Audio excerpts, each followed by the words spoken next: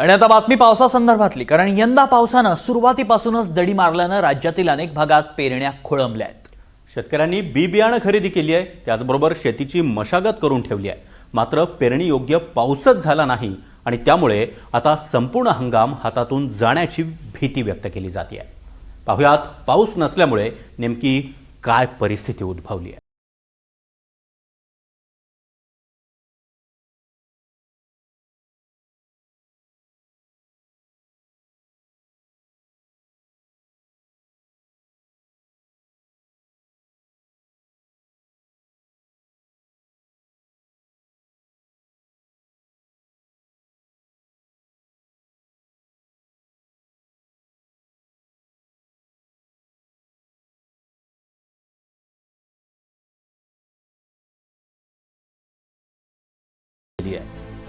या गावाची अशी परिस्थिती झालेली आहे की यावर्षी जून महिन्यामध्ये पाऊस 0% आहे।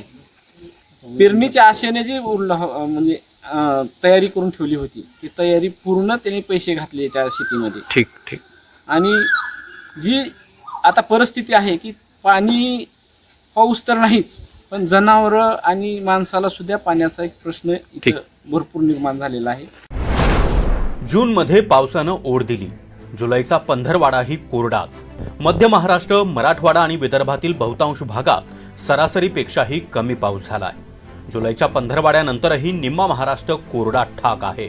बहुतांश भागात 20 ते 60% पावसाची तूट नोंदवण्यात आली आहे। गेल्या 20 वर्षात अशी वेळ कधीच आली नव्हती असं इथले स्थानिक सांगतायत। या काळात आंतरमशागतीची कामं सुरू झालेली असतात, मात्र यावर्षी हे चित्र पाहायला मिळत नाही।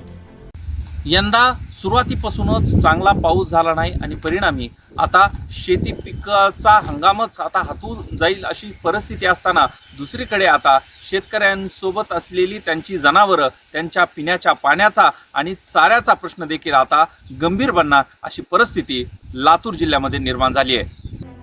बी बियाणं, खतं, मशागत, शेतीसाठी आवश्यक असलेली सर्व तयारी शेतकऱ्यांनी आधीच करून ठेवली आहे।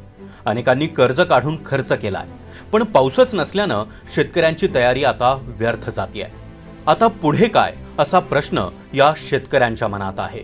आमच्या गावात 100% पेरणी झालेली नाही आणि जो पाऊस पडला होता तो पाऊस योग्य नाही आणि जे नांगरटी वगैरे सगळी केली शेतात ते नांगरटी पण जिराली नाही। पाणी नाही, काही नाही, पेरणी नाही, शेतकऱ्यापाशीच काही नाही, ते आम्हाला कुठलं भेटणार काय?